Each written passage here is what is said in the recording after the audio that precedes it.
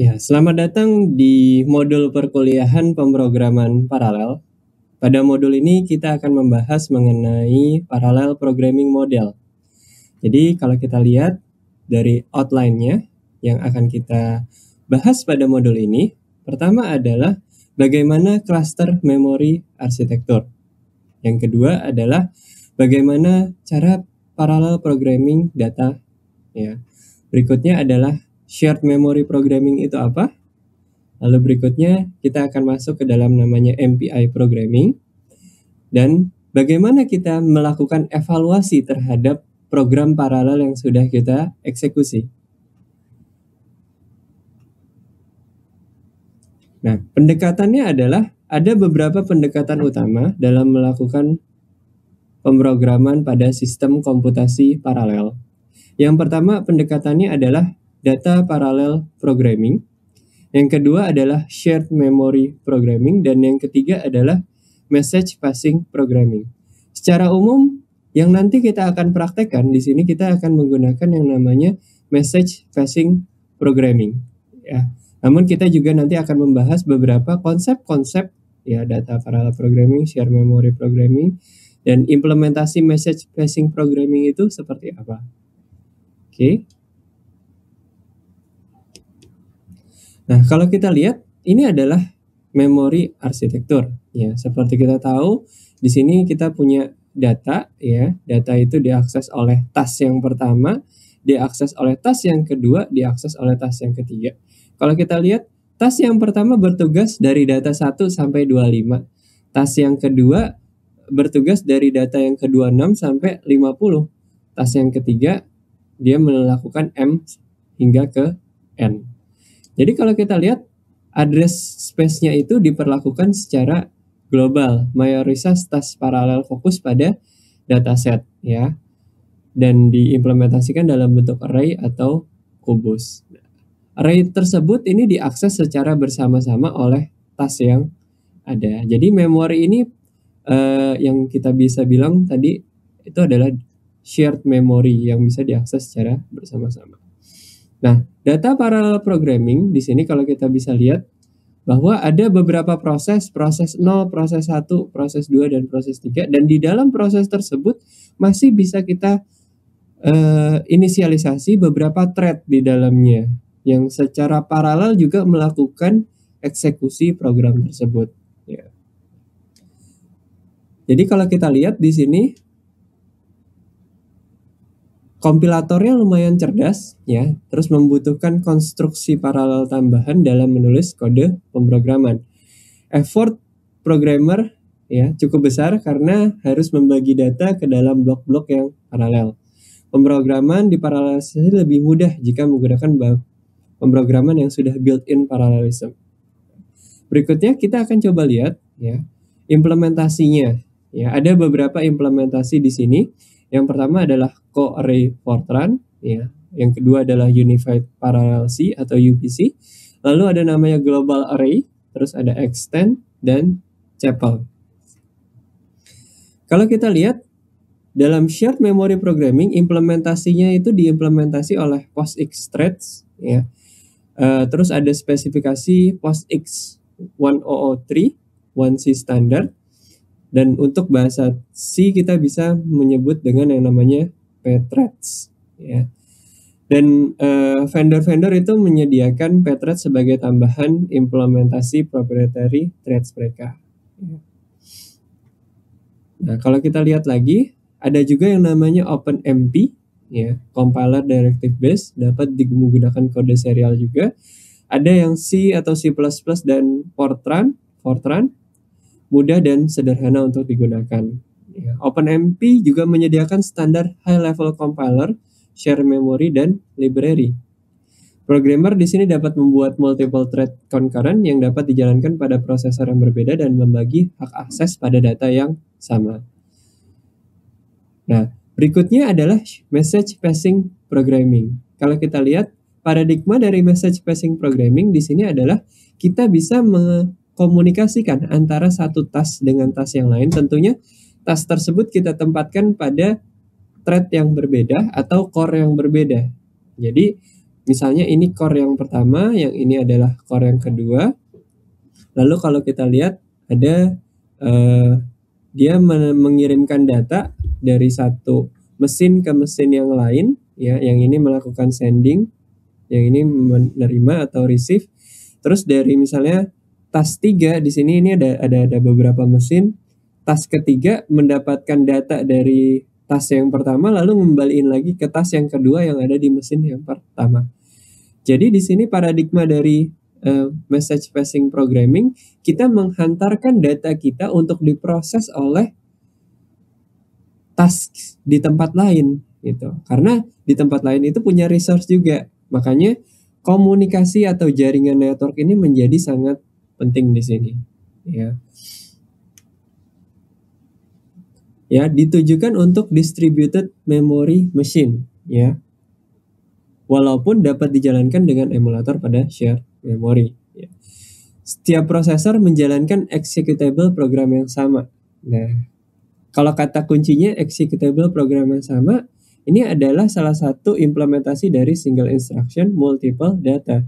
Single instruction itu merepresentasikan adalah executable program yang sama. Datanya mungkin bisa berbeda-beda. Misalnya matrix multiplication kan antara data matrix 1 sampai 10, terus 10 sampai 20 di komputer lain dieksekusi. Nah, di sini tidak menggunakan kompilator yang cerdas secara paralel seperti yang sebelumnya kita lihat ada di shared memory atau data parallel programming. Nah, di sini bisa juga untuk menggunakan multiple instruction, multiple data, tapi bisa juga untuk single instruction, multiple data. Jadi, single instruction, multiple data bisa, multiple instruction, multiple data juga bisa. Ya. Yang biasa kita gunakan di sini adalah library yang namanya Message Passing Interface atau MPI. Ini adalah salah satu MPI rutin yang dibangun di atas bahasa C. MPI itu adalah suatu library yang bisa kita utilisasi dari C programming language. Function-functionnya bisa pertama kita mendefine terlebih dahulu, ya. Lalu berbagai macam variabel atau berbagai macam function bisa kita utilisasi dari MPI ini. Ini salah satu contoh program Hello World, ya, yang nanti dia akan membagi, ya, sesuai dengan jumlah yang kita inginkan. Kita ingin membagi tasknya ke dalam berapa proses. Ya. Ini adalah salah satu cara kita, ya, dengan menggunakan fungsi-fungsi yang ada di MPI untuk mengirimkan data, ya. Atau bagaimana kita menerima datanya dari satu task ke task yang lain, ya, receive. Ya. Ini adalah beberapa komponen yang core-nya dari MPI atau yang sangat penting dari MPI karena dia berkirim dan menerima data menggunakan message passing interface atau fungsi message passing interface. Ini misalnya kita mencoba untuk global summation apa yang sudah kita dapatkan dari task-task yang disebarkan, ya. Misalnya task 1, task 2, task 3, task 4 dikumpulkan hasilnya, ya, di sini global summation. Ya, artinya kita mengumpulkan dari beberapa task untuk kita dapatkan hasilnya. Karena prosesnya di sini adalah ketika kita menggunakan paradigma paralel adalah bagaimana kita membaginya secara efisien dan bagaimana kita mengumpulkannya juga secara efisien. Nah, berikutnya adalah mengenai performance evaluation. Nah, bagaimana kita mengevaluasi performance dari program yang sudah kita buat secara paralel, ya.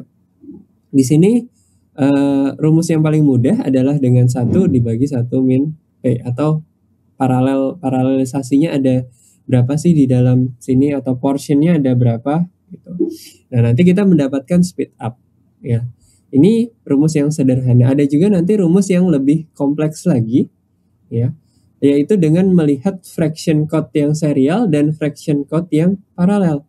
Karena kan nggak semua code di dalam program itu semuanya berjalan paralel. Pasti ada portion code-nya yang berjalan secara serial.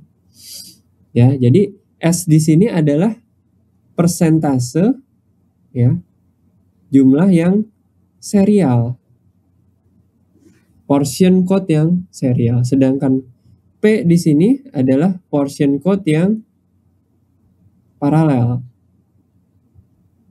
Jadi kalau S bisa kita bilang sebagai 1 min P. Ya, probabilitasnya seperti itu. Ya. Jadi kalau kita lihat di sini S sama dengan 1 dikurang dengan P ini. Ya. Jadi fraction serialnya itu berapa? Ya. Terus ada N di sini. N adalah jumlah thread-nya atau number of prosesornya. Jadi kita bisa mendapatkan yang namanya nanti speed up ya. Speed up itu berapa kali sih lebih cepat antara kita melakukan paralel atau tidak melakukan paralel gitu. Optimasi yang kita lakukan apakah berdampak terhadap speed up atau tidak sama sekali. Ya, inilah cara kita untuk mengukur dengan Amdahl's law ya, dengan rumus ini. Yang sebelumnya juga bisa, tapi ini jauh lebih detail. Kita mendefine paralelisasinya berapa, jumlah prosesornya berapa, fraction serialnya berapa. Gitu. Nah, kalau kita lihat di sini speed up-nya ya, dengan jumlah prosesor yang cukup banyak ya, bergerak di sini mulai dari 2 prosesor ya. 2 prosesor warna hijau itu merepresentasikan dengan 25% paralelisasi. Ternyata tidak terlalu signifikan ya speed up-nya ketika menggunakan 25% yang ini. Namun ketika portion paralelnya itu sudah mencapai 90% ya. 90% di sini yang warna kuning otomatis dia bergerak ya.